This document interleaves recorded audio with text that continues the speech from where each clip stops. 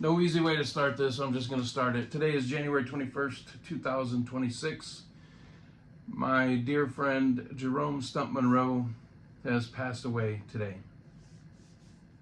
So I want to do a little bit of a video. I want to show some pictures from our time together and celebrate his life. Just for those that are asking or might ask, there will be no funeral.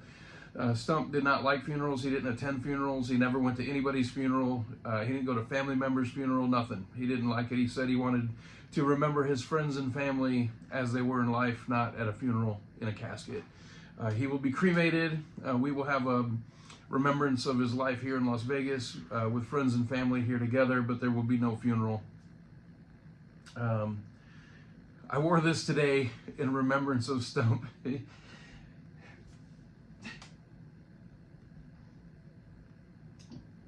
Try not to cry, but I'm kind of laughing. He said, "Boy, do you know what TCB means? Do you know what TCB means?" I said, "What, Stump?" He goes, "Taking care of broads." If you knew him, he was just the best. Here's his VIP pass from Elvis Week a couple years ago. He was so excited to go see the movie Epic coming up at the Westgate. He called me up and he said, "Man, I was there when they filmed it, and it was in the International Theater. And now we're going to go to the theater and watch the movie that I was there for. I was there when they filmed it, and I'm going to go see the movie that was filmed in the theater." Where it was confusing to him, but he was so excited. He called me 2 days ago. I just mentioned it in my video that I just posted yesterday. He called me because he would be paranoid that we were going to miss something. And he called me, "Are we going to go see that movie? We're going to go see that movie." I said, "Stump, I have your tickets. We're going." I said, "Do you want me to pick you up?" "Oh, no, I can get down there. I know where it is." I said, "Yeah, you used to work there." And he laughed at me. And so he's been having some heart problems. And we actually almost lost him a couple months ago. And he was very private, so it never got out, but he's passed it now. He was hospitalized, and they wanted to do surgery on him, but they said that he was too weak. And they didn't think he would even make it through the surgery. So they gave him some medication, and anyway, he was at home today, and he had some complications, and sadly he passed. He was not alone. He was with his wife. Face is all poofy. Sorry. So, Stump, who was from Washington, D.C., got with the Sweet Inspirations because of the guitar player, Greg Gaskins. Greg Gaskins knew Stump from their days in Washington, D.C. And Greg's band, the Sweet Inspirations, needed a drummer. So he called him and he said, "Hey, you want to come audition?" Stump didn't even audition. He ended up just playing a gig with them. And he always said, "You know, I was never hired by the Sweets and never fired by the Sweets." That's what he would say. He just played with them for years. And they moved here in 1969, and they got hired to play with Elvis. Played with Elvis from 1969 to 1977, and most of you watching this know that he backed Elvis on stage 3 times, and it scared the hell out of him because he had no rehearsal, and he was really afraid and intimidated, but he pulled it off like a champ. And Elvis had a lot of respect for him because he was able to do the shows with no rehearsal and just go out and play. He was a pro.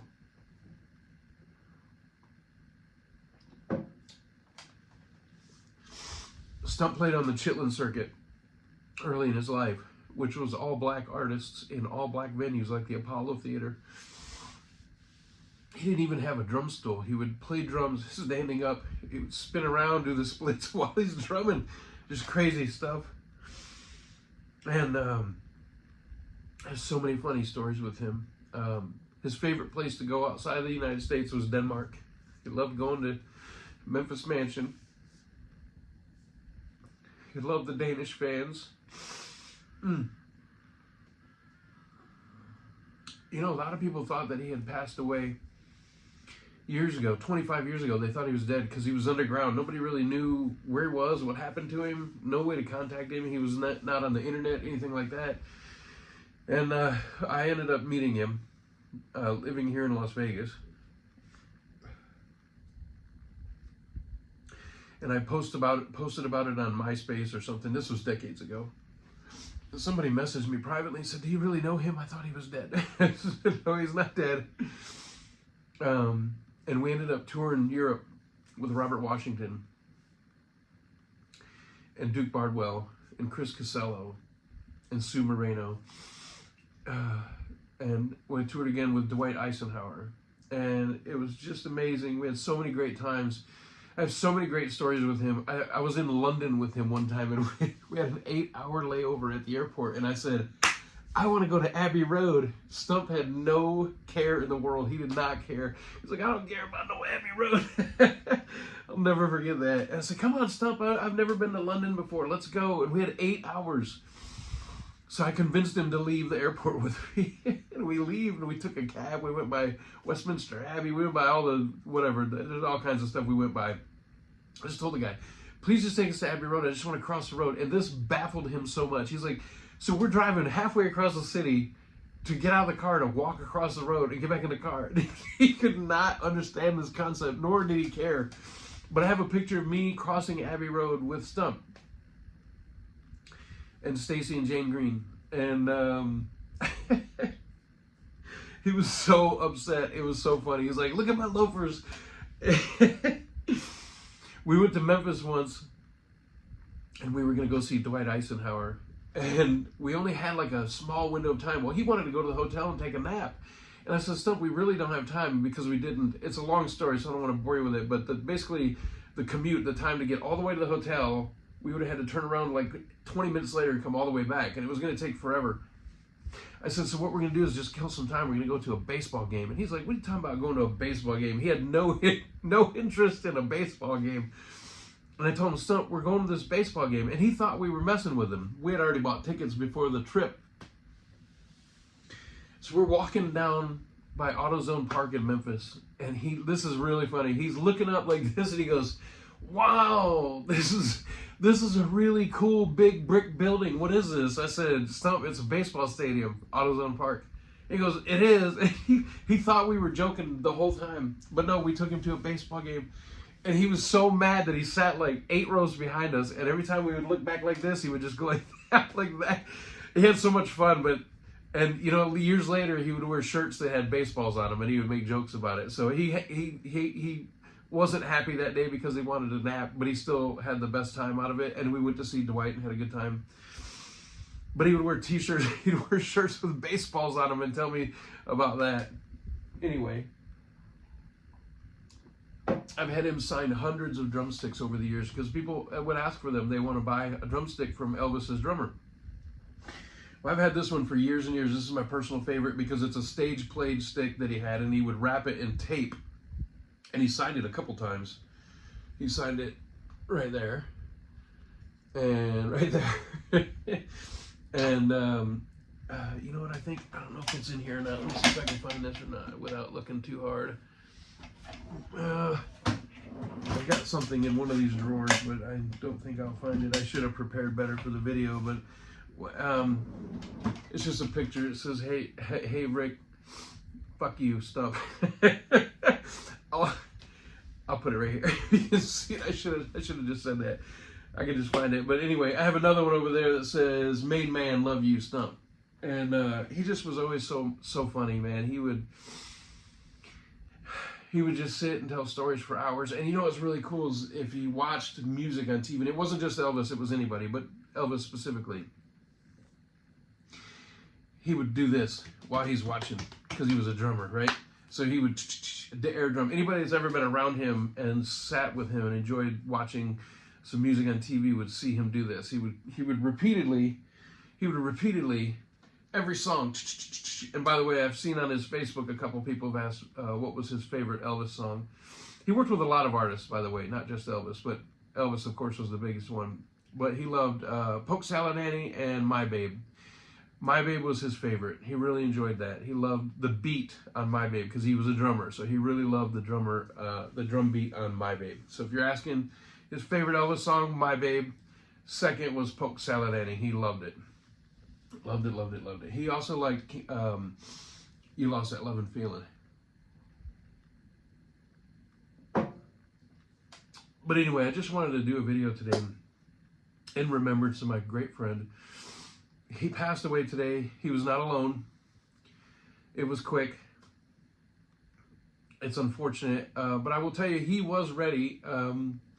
When he was sick in the hospital a couple months ago, he was laying in the bed, and I went and sat with him for a few hours, and he said, just let me go, let me go. I said, Stump, no.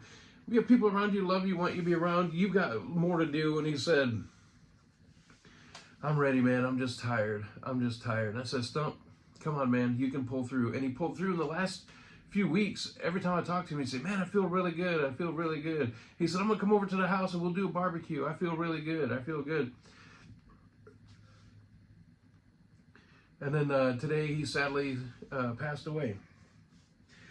But, you know, I've been emotional all day about it, but I want to celebrate his life. It's not a sad thing. He had a great life. He lived his entire life. Do you know he lived his entire life? He never had a day job, ever. His entire life, he was a paid working musician, and not a lot of people can say that. He never once punched in at a job, worked at a restaurant, factory, nothing. He was a working musician from the time he was a teenager until just a few years ago. And the only thing that stopped him from working was COVID, because he was working right up until then, and then all the shows stopped.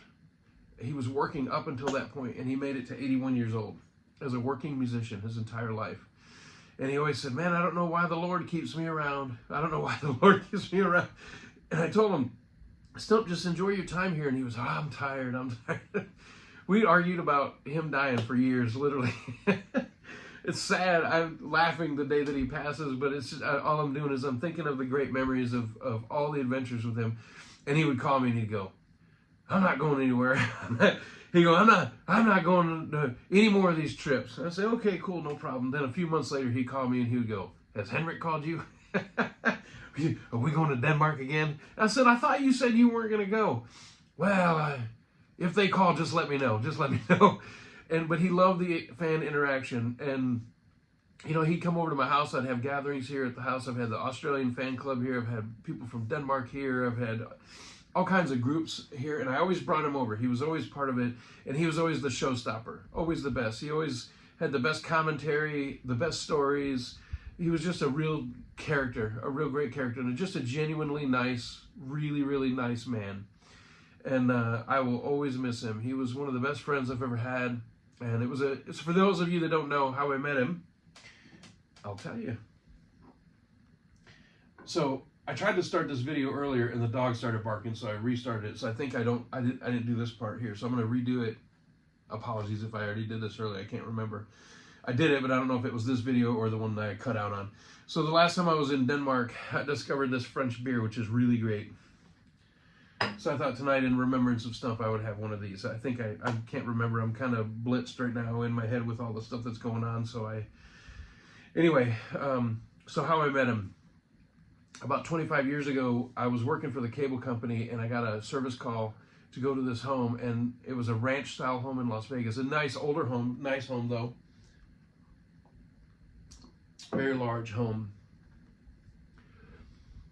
I go in and there's art all over all the walls and it looks beautiful. You know, Van Gogh and, you know, Picasso, all that stuff. And right in the smack in the middle of it is a big giant framed picture of Elvis from Hampton Roads, Virginia, 1972. And I had learned in this job that if you talk to people about stuff in their home, they would often tell you a really cool story about it, or sometimes they would say, you want it? I don't want that. You want to take it? So I was aiming to get the picture because it was huge and big frame, professionally framed. It was an Ed Bonja shot. And the lady says, oh, my husband drummed for Elvis, and I got that from Colonel Parker. And I was like, bloop, what? So I asked her more, and she told me who Stump was. And I thought I knew my shit back then, and I really did not. I thought that the opening band was the TCB band. I had no clue at that time. Don't tell anybody. But I had no clue. It never occurred to me that there was an opening band that was not the TCB band. So I went home and I found out that I actually had two bootlegs with the opening of the show. I guess I had put the CDs in and just skipped forward to Elvis's part, and I just missed it. I don't know what happened. But anyway, she said, well, he's playing this weekend at the Rampart Casino. You should go. Wow, he's there. He's an active musician. He was in his late 50s at the time. But she's like, yeah, he's playing Rampart Casino. It turned out it was her ex-husband, but she still kept in contact with him. And so I went and I met with him, and I burned copies of the 2 CDs, and I went and made color copies of the covers and all that. And I took the CDs and I gave them to him. And I met him and he was stunned. He had no clue. He thought that those shows were just in the ether. He just thought they were just gone forever. He played them that night and they were gone. He had no idea that Felton or whoever had taped them. Excuse me. So I gave him the 2 CDs, and he walked around to every single table in that entire place and showed them to everybody in there and said, this is me playing with Elvis. He was so proud. He had no idea. And he gave me his phone number. He said, just give me a call every once in a while and we'll talk. And I said, man, I can show you all kinds of cool stuff, and stuff that blew his mind. He had no idea. And one day he told me, he said, man, this is almost like a lifetime ago. It's almost like it never happened, like it was a dream. And he said, I've done so much. In the 1980s, he was in a Guns N' Roses cover band. He was the drummer in a cover band, Guns N' Roses, in the 80s. He's done so much. He's played with so many different artists. And but he said the Elvis thing had just kind of gone away and disappeared, and it was almost like it was a dream. And what's funny is right after that, I called a friend of mine that lived at the time in Las Vegas, and I told her, I said, you're not going to believe this, because she was a big Elvis fan. And I said, you're not going to believe this. I just met this guy tonight. His name is Stump, and he's a drummer. He lives in Las Vegas. Do you know he played for Elvis? And she said, wait, hold on. What was his name? I said, Stump. She goes, wait, I know a guy named Stump. He played in my husband's band for 10 years. I've known Stump for 10 years. I say, he's a black guy. He's about this big. And she says, no, he's never mentioned Elvis. She goes, I've known him 10 years. We've been on the road together. My husband is a saxophone player in his band. He's never mentioned Elvis. So she calls him up. She goes, hey, Stump, you know I'm a big Elvis fan, right? And he goes, yeah. She goes, I heard you played with Elvis. I've known you 10 years. And you never told me this story. You know what he said? Well, you didn't ask me. What the? So that's how she found out. She knew him for 10 years. He was that humble of a man. He wasn't a braggart. He didn't walk around going, I played with Elvis, I played with Elvis. She knew him for 10 years, toured with him on the road, her husband played in a band with him, and she knew him, was at his house all the time. And he never once said, hey, did you know I played with Elvis? And he knew she was a big Elvis fan. That's the funny part right there. But, yeah, there's so many stories. There's so many stories. I've so many stories. This is a funny one. He'd be like, boy, don't you tell that story, but I'm going to tell it because it was so funny. So the last time we went to Denmark, I said, I'm going to be at your house at 7:30 to go to the airport. And I'm calling in the morning, and we're flying international. And, he turns his phone off all the time. And it drives me nuts. And tell him, Stump. I really shouldn't tell this story, but it's too funny. I'll keep it nice and clean. But anyway, we're going to Denmark, international flight. We have to be there at a certain time to check them in and all that stuff. So I say, I'm going to pick you up at 7:30 at your house, and we're going to go to the airport. Okay, cool. Oh, I keep calling him, and his phone is off. And I'm thinking, what if he's oversleeping, and we're going to miss a flight? We're going to be in trouble. So I get to his house at 7. I'm going to pick him up at 7:30. But I get to his house at 7, and I think, well, if he's not ready, this could be a problem, because then he's going to take forever to get ready, and this could be an issue. Now, he's always very, very ready. But he wasn't answering his phone. I was a little concerned that he had just overslept. That's it. So I go to his apartment and knock on the door at 7 o'clock. He opens up the door. He's standing there buck naked. buck naked, not a stitch of clothes. No hat, no nothing. And I was like, whoa. I said, Stump, what are you doing? He goes, you said you were coming at 7:30. I said, I know, but you're not answering your phone, and we got to go. He goes, come back at 7:20, and he shut the door. He was up. He was just getting ready, but he had his phone off. He answered the door. Did not care. Did not care. He didn't kind of open the door. He opened the door all the way. Standing there in his birthday suit, just Yeah.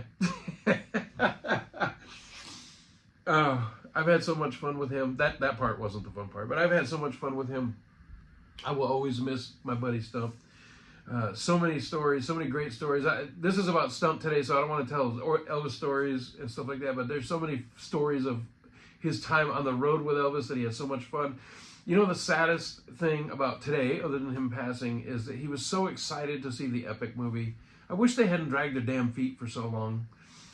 He was so excited to see it, and it's mere weeks away, and he was so excited about it. And he would call me, "Are we still going to that movie? Are we still going to that movie?" I said, "Yeah, we're going to the movie." And now he's passed away, and he didn't get to see the movie. It's just that breaks my heart for him, because I know how excited he was. We were going to go out a couple weeks ago, and I knew he wasn't feeling great, so I didn't want to press the issue too much. And I called him. I said, "Hey, there's some people that would like to meet you at this place. Would you be interested in going out?" He said, "No, I'm not feeling that great," and all that. But man, when it came to this movie, I want to go see the movie. I said, "Stump, I got your ticket. I got a ticket." This isn't the ticket, but that's the movie. Stump, I got you. Well, you're good. You're good. You're hooked up. You're going to the movie. And he was so excited to see the movie. And now he's gone. So, you know, what's going to happen is I'm going to hit stop on this video, and I'm going to think of a funny story or something that I should have said or wished I would have remembered, or, you know. But that's okay. It doesn't matter. I'll do it maybe another day. We'll talk about another story another day. But I just want to remember my buddy today. You know, in the last few months, because he has had heart issues and he knew the end was coming, when we would talk, you know, he would always tell me years ago, he'd say, "I don't say I love you to no man." Trying to be tough exterior. "I don't say I love you to a man." And one day we were talking on the phone and we went to hang up, and he goes, "Hey, brother, I love you, man." And it shocked me because he would always be adamant, tell me, "I don't tell no man I love you." It's so funny. And I said, "Well, I love you too, Stump." And in the last few months, because he has been struggling with the bad heart, and he knew his mortality was coming to a close, knew his life was coming to an end, and he would call me sometimes, and he would be very emotional, and he would just say, "I just want you to know after I'm gone, just always remember I love you, kid." I'm not a kid. I'm going to be 52 on Saturday. Well, he was 81. Here you go. "You're just young. You're just still young." But he would say, "I love you, man. Always remember me." And he would say, "You made me so happy." Because people thought he was dead. Nobody thought that he was even around. And after I kind of brought him out into the light, man, we toured the world together. We went to Denmark. We went to Paris. We went to Spain, Germany, Abbey Road. We went all over the world together. And he was just living in his apartment. He lived in the same place for 35 years. Never moved. He moved to Las Vegas in 1969 to be with Elvis, and he never left Las Vegas. And he hated it, by the way. He hated Las Vegas. Hated it with a passion. Complained about it all the time. Hated Las Vegas. Hated the people, the way people drive. He hated the weather. He hated living here. Hated it.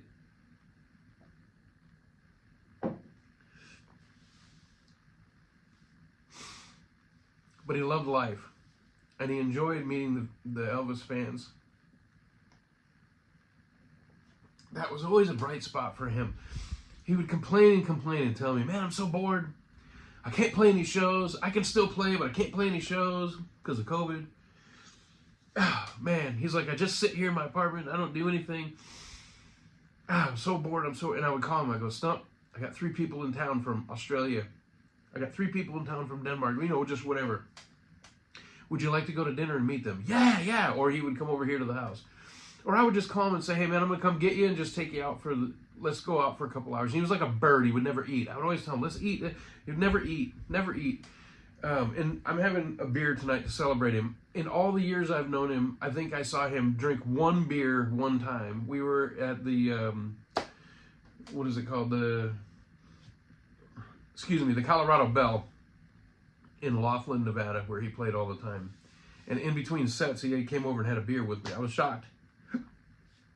excuse me, because he didn't drink, so I'm having a drink to celebrate him tonight. But he would call me, and he would say, man, I'm bored, nothing going on. And I'd say, Stump, I got this party coming up next weekend. We're going to go see this movie. We're going to go do this. And he would always say yes, and he would be so excited. He would come out and have a great time.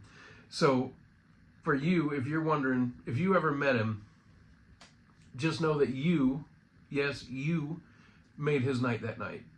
He loved meeting the Elvis fans. He loved to talk and tell stories. He would tell me, I'm not doing that anymore. I don't want to do it anymore. Because he would get tired and, you know, he would try to be cranky behind the scenes. I would say, come on, Stump, let's go. As we go. Or we'd get him up on the stage. He would go, I'm not going out there. I'm not going out there. And I'd say, Stump, the microphone is right there. Let's go. Just do like 3 minutes. And he'd go, all right. And then he would go out and do like 20 minutes of stories. Then after the show, he would take pictures with everybody. Oh, this is a story. How about this? A few years ago in Memphis, we fly to Memphis.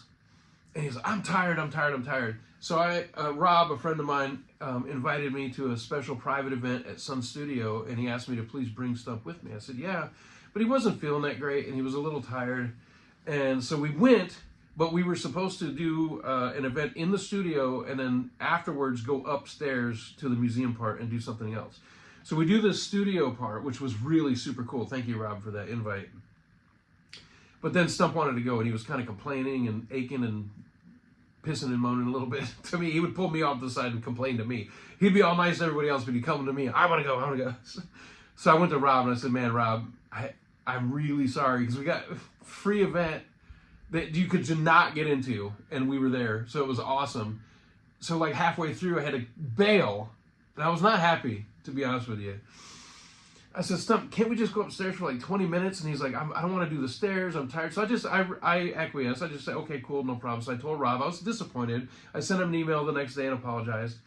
But this is what Stump does.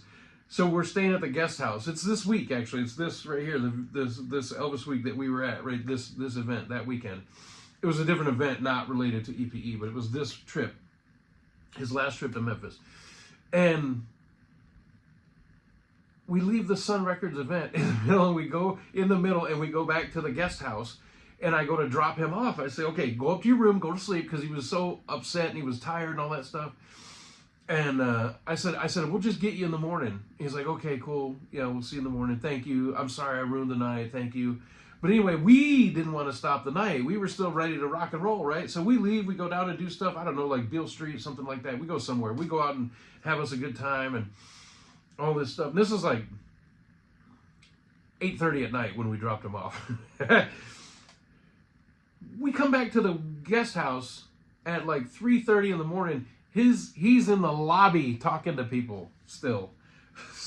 So he said he was so tired that he couldn't stay for the Sun Records event, that he had to go to sleep. But what happened was, when we dropped him off at the valet and he walked in, he got recognized immediately and started talking to people. He was up talking to people in the lobby for 5.5 hours.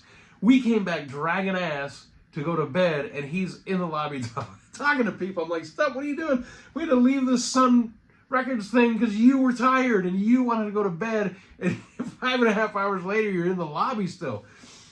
And he didn't drink anything. He didn't drink any water, alcohol. He didn't eat anything. And he would stand in the lobby for 5.5 hours just talking to the fans. So you watching this, if you met Stump, just know that you absolutely made his day. He loved talking to the fans. He would tell me, I can't wait till we get there so I can talk to these people. And he always said, I think the Lord is holding me on, keeping me here so I can tell everybody that Elvis wasn't racist, because he believed wholeheartedly in his heart, from his own personal experiences, that Elvis was not a racist. And he said, I always believed that the Lord kept me here to make sure people knew that Elvis wasn't a racist. I said, Stump, you're here for way more reasons than just that. But he would say, no, I'm here so that people know that Elvis was not racist, because he never mistreated me or any of the other Sweet Inspirations in the band. You know, he never mistreated us. We always got the same accommodations, the same food, the same travel. Everything was the same. Nobody ever said they are different than us. And he said, I want to make sure people know that. So that's why the Lord is holding me on. I said, Stump, I think there's other things. But if you're happy with that, then that's cool. Oh my gosh. I could literally sit here and talk stories all night. You know, he kept saying he was tired. He said he was ready to go. He told me that himself. He said, I'm ready to go. I said, Stump, we need you here longer. But he was ready to go. But he sadly passed away today. He was not alone. And he knew his time was coming, and he was okay with it. So today I kind of had a moment of immense sadness, followed by immense grief, and then followed by comfort, knowing that he was where he actually wanted to be. He talked about the Lord all the time. He said that he was tired and he was ready to go. And he was a frustrated musician because he couldn't play anymore. He could play physically. He couldn't get any gigs. And it frustrated him. And so he was very comfortable in his life, in his position at that time. And, you know, I would come over and just knock on his door, and he would open the door, and he would always give me a hug. And years ago, he wouldn't do that. And like I said, in the recent months, he would always tell me, man, I love you. Make sure you remember after I'm gone, I love you, man. And that I appreciate everything you did for me. He said, you're my best friend. You did more for me than anybody. And I tell him, Stump, it's not about that. We're just friends. We just hung out with each other and just had a good time. We had a lot of adventures. No. I would have never done this. I would have never done that, which is true, but that's not why I was a friend with him. But we did have so much fun. We had so many great adventures. And a hell of a drummer. A hell of a drummer. He was a little tiny guy with a very, very huge sound. I will forever miss my friend Jerome Stump Monroe.